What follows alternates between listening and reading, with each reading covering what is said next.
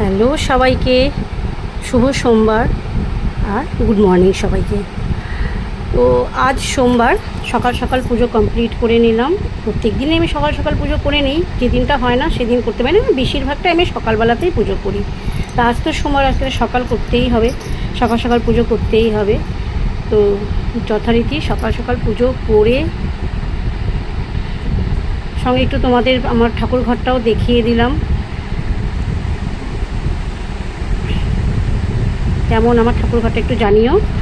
আর পুজো টুজো কমপ্লিট করে সকালের চাটা খেতে বসে গেলাম।